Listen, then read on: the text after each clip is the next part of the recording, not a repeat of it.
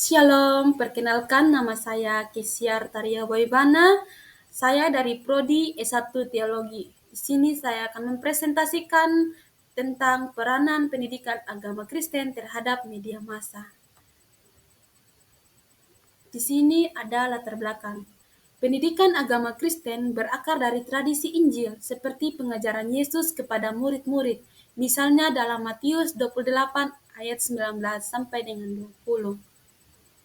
Yang kedua ada sejarah kebebasan media dimulai dari reformasi Protestan pada abad ke-16, di mana tokoh seperti Martin Luther menggunakan cetak untuk menyebarkan ajaran Kristen dan mendorong kebebasan berpendapat.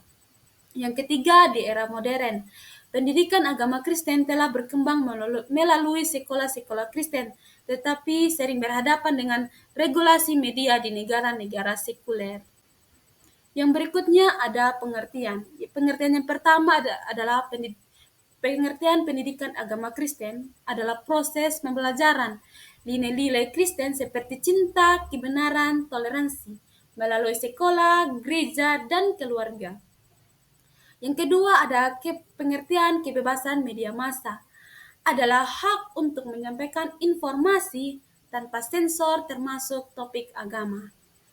Topik ini membahas bagaimana pendidikan agama Kristen dapat mendukung atau mempengaruhi kebebasan media dalam konteks pendidikan agama Kristen.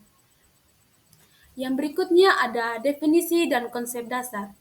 Pendidikan agama Kristen, pendidikan yang mengajarkan ajaran Kristen seperti dari Alkitab untuk membentuk karakter moral dan spiritual, misalnya melalui sekolah minggu atau universitas Kristen.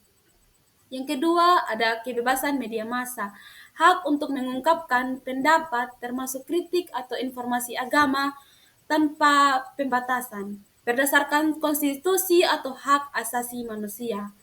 Yang ketiga, ada hubungan.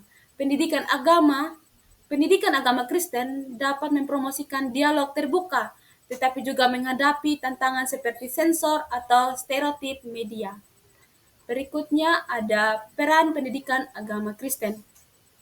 Mendorong kebebasan ekspresi, mengajarkan nilai-nilai seperti kebenaran dan toleransi. Misalnya dalam Injil Yohanes 8 ayat 32 yang mendorong diskusi terbuka tentang agama di media. Yang kedua ada bentuk sikap kritis. Siswa diajari untuk mengevaluasi informasi media secara bijak, mencegah penyebaran hoaks atau bias anti-agama. Yang ketiga ada promosi dialog. Pendidikan ini mendorong media untuk meliputi topik Kristen secara adil seperti melalui kampanye toleransi.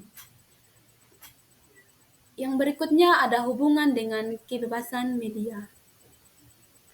Dukungan yang pertama, dukungan positif, di mana pendidikan agama Kristen dapat memperkuat kebebasan media dengan mendorong liputan yang seimbang tentang ajaran Kristen mengurangi stigma.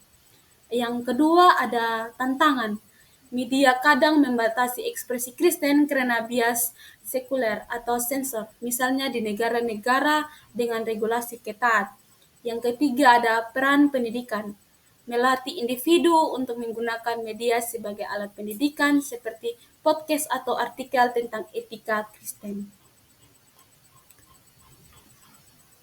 Yang keempat, yang berikutnya ada tantangan dan hambatan.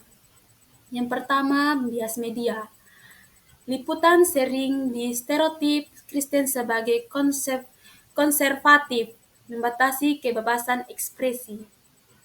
Yang kedua ada regulasi pemerintah. Di beberapa negara, undang-undang sekularisme membatasi pendidikan agama Kristen di media politik. Yang ketiga ada dampak sosial. Hoax atau diskriminasi online dapat menghambat pendidikan agama Kristen melalui media. Yang ketiga ada solusi potensial. Pendidikan Kristen dapat mengatasi ini dengan kampanye literasi media. Berikutnya ada kesimpulan.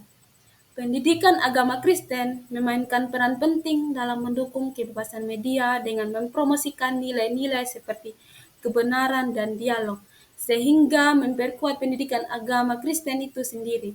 Yang kedua ada tantangan tetap, tetapi melalui pendidikan, media dapat menjadi alat untuk pendidikan spiritual yang lebih baik. Sekian presentasi dari saya, terima kasih.